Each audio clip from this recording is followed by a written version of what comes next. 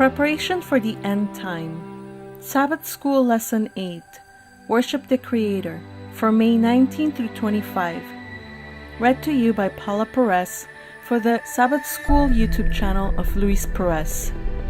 Sabbath afternoon. Memory text. Then I saw another angel flying in the midst of heaven, having the everlasting gospel to preach to those who dwell on the earth, to every nation, tribe, tongue, and people. Revelation 14:6. As Seventh-day Adventist Christians, we believe in the biblical concept of present truth, found in 2 Peter 1:12. It's basically the idea that God unfolds truth to humanity at the time it is needed, with more and more light being given by the Lord over the ages.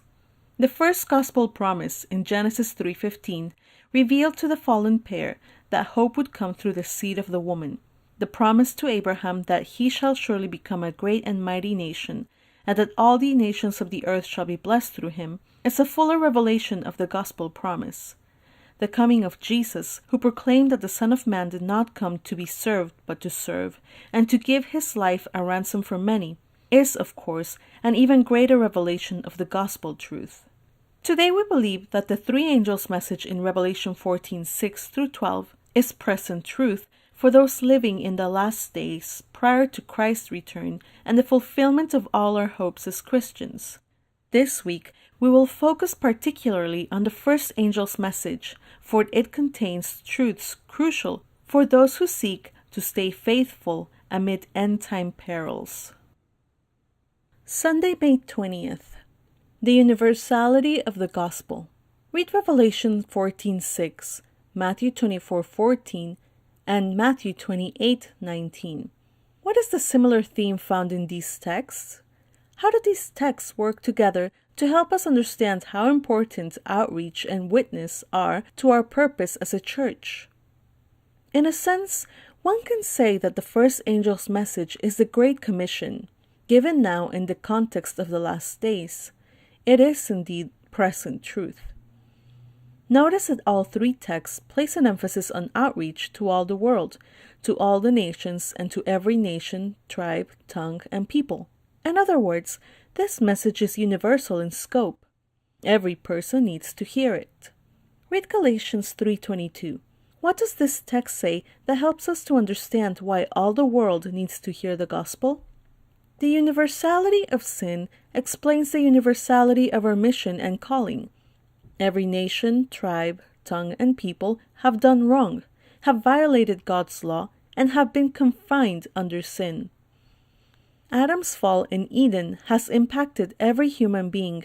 No nation or tribe or people has been immune. We all face the immediate consequences of sin, and without a remedy, we all would face the ultimate consequence: eternal death. That remedy, of course, has been provided: the life, death, and resurrection and heavenly sanctuary ministry of Jesus, who is the only solution to the sin problem. Everyone needs to know the great hope of what God has offered them in Jesus Christ. This is why Seventh-day Adventists have gone through all the world seeking to bring the message of Jesus to those who have not yet heard it. Why is spreading the gospel message to others so spiritually beneficial for those doing it? That is, why is reaching out to others one of the best ways to be prepared for the coming of Jesus?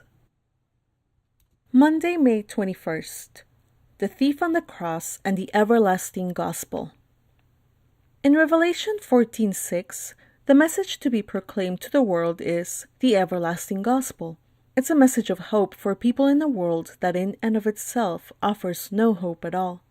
Read Luke 23, verses 32 to 43. How does this story reveal the great hope of the everlasting gospel for all sinners? Writing about the thief, Ellen G. White said that though not a hardened criminal, he had been seeking to stifle conviction about Jesus, and so had plunged deeper and deeper into sin until he was arrested, tried as a criminal, and condemned to die on the cross. Yes, what had happened to him? As he hung on the cross, the thief got a glimpse of who Jesus was, and so he cried out, "Lord, remember me when you come into your kingdom." And how did Jesus respond? Did he say, "Well, friend, I'd like to help you, but you should not have stifled your convictions by plunging deeper and deeper into sin"? Did Jesus quote one of his earlier sermons, "Unless your righteousness exceeds the righteousness of the scribes and Pharisees, you will by no means enter the kingdom of heaven"? Did Jesus in any way bring up the thief's past mistakes? No. Instead, Jesus turned to this criminal, this thief with a faulty character, who had nothing to offer in the way of righteousness and who earlier had been cursing him, as seen in Matthew 27:44. Seeing him as a new man, Jesus said, essentially, "I am telling you, right now, I am giving you the assurance, right now, that your sin, your crimes, your faults are forgiven. And thus, you will be with me in paradise." Luke 23:43. Here is the everlasting gospel, the foundation of the first angel's message. Without this truth, nothing else we teach about the law, the Sabbath, or the state of the dead matters. What good are these things without the everlasting gospel at the heart of them all? Tuesday, May 22nd. Fear God and give glory to Him. After talking about the proclamation of the everlasting gospel to all the world in Revelation 14:6, the first angel expands on this message. Therefore, as we proclaim the everlasting gospel, we must include the truths that are part of this gospel message for this time.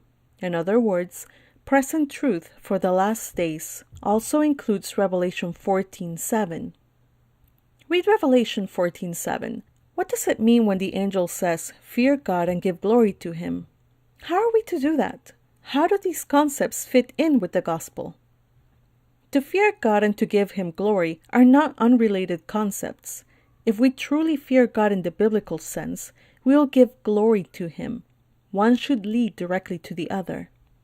Read the following texts. How did they help us to understand what it means to fear God and how that relates to giving glory to Him? Read Genesis 22:12, Exodus 20:20, Ecclesiastes 12:13, and Matthew 5:16. In these verses, the idea of fearing God is linked to obeying Him. And when we obey God, when we do what is right, we bring glory to Him. Although it is often said that to fear God is to be in awe of God and to reverence Him, it should go deeper than that.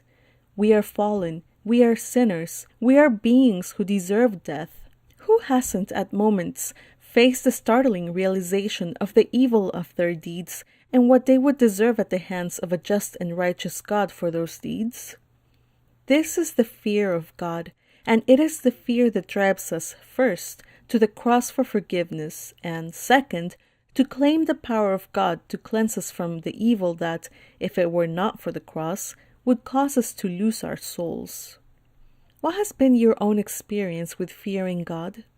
How could a good dose of this fear be good for us spiritually and help us to take our faith and what God asks of us more seriously? Wednesday, May 23rd. The hour of His judgment has come. In the first angel's message, the idea of fearing God and giving glory to Him is linked to judgment. If the Bible is clear about any teaching, it is clear that God is a God of justice and of judgment. One day the judgment and justice so lacking in this world will indeed come. No wonder people need to fear God. And that's why the everlasting gospel also includes the reality of judgment. What is the relationship between these two elements?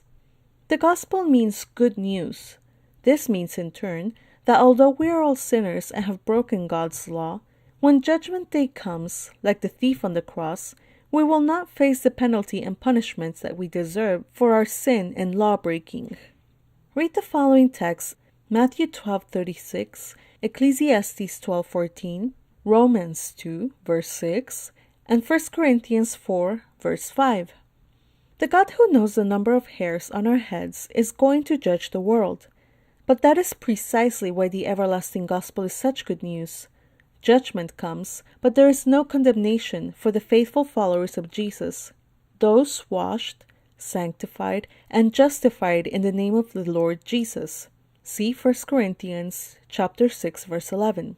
Because Jesus Christ is the righteousness and his righteousness is what gets them through the judgment, there is no condemnation. Man cannot meet these charges himself. In his sin-stained garments, confessing his guilt, he stands before God. But Jesus, our advocate, presents an effectual plea on behalf of all who, by repentance and faith, have committed the keeping of their souls to him. He pleads their cause and vanquishes their accuser by the mighty arguments of Calvary.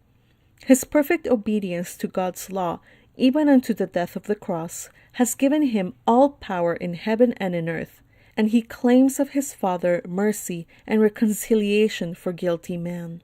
Ellen G. White, Testimonies for the Church, Volume 5, page 471. What does the reality of judgment teach us about our utter need for forgiveness? How can you learn to give others who have wronged you the kind of grace and forgiveness that God offers us through Jesus? Thursday, May 24th. Worship the one who made the heavens and earth. Read again Revelation 14, verses 6 and 7. What are the specific elements found in the first angel's message, and how do they relate to one another? Along with the gospel, the call to witness to the world and the call to fear God and give glory to him, comes the call to worship God as the Creator. And no wonder, all these other aspects of present truth, the everlasting gospel, the call to witness, the judgment, what do they mean apart from God as our Creator?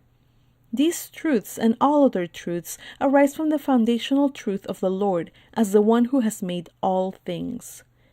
By worshiping the Lord as Creator, we are getting back to basics. We are getting back to the foundation of what it means to be human and alive, and unlike any other earthly creatures, to be made in the image of God. By worshiping the Lord as Creator, we acknowledge our dependence upon Him for existence and for our future hope. This is why the keeping of the seventh-day Sabbath is so important. It's a special acknowledgement that God alone is our Creator, and we worship only Him. That is, along with the gospel, along with the judgment, the call to worship the Lord as Creator is given prominence here. Read Revelation 14, verse 8 through 11. What do these verses say that could help us to understand the importance of worshiping the Lord as Creator? As final events unfold, pressure to worship the beast and his image rather than the Creator will come upon all the world. If we consider the fearsome warning about the fate of those who worship the beast in his image, we can better understand the emphasis on worshiping God as Creator and the only one worthy of human worship. In the final crisis, this truth will become more crucial than ever. Take time to dwell on the incredible marvels of the created world. What can and do they teach us about the one who created it all, and why He alone is worthy of our worship? Friday, May 25th. Further thought. Bible students have long seen a link between the call in Revelation 14:7 to worship Him who made the heaven and the earth, the sea and the fountains of water, and the fourth commandment in Exodus 20:11, when the Sabbath points back to the fact that in 6 days the Lord made the heavens and the earth, the sea and all that is in them. However closely related the language, there is a change in which the text in Revelation points to the Lord as the one who made the fountains of water. Author John Baldwin argues, assuming divine intentionality behind the phrase fountains of water, why does Jesus have the messenger break the parallel listing of things mentioned in Exodus 20:11? Why does the angel mention fountains of water and not some other class of created things such as trees, birds, fish, or mountains? Perhaps the reference to fountains of water in the context of a divine announcement of the arrival of a unique time of judgment seeks to direct the reader's attention to a previous period of divine judgment. Perhaps God intends that the possible allusion to the flood by the words fountains of water should underscore the truth that He is indeed a God of judgment, as well as a God of everlasting faithfulness and graciousness, both evidenced in the narrative of the Genesis flood. If so, the personal and spiritual implications of the flood connotation triggered by the phrase fountains of water might be to encourage the reader to take seriously the momentous arrival of a new end-time process of the individual divine judgment now announced by the first messenger of Revelation 14. This has been an audiobook reading of Preparation for the End Time, Seventh-day Adventist Sabbath School, Lesson 8, titled Worship the Creator, read to you by Perez for the Luis Perez Sabbath School YouTube channel. If this has been a blessing to you, please share with your friends and your family, and consider subscribing to our channel to receive notification of our next video upload. Until the next time, God bless.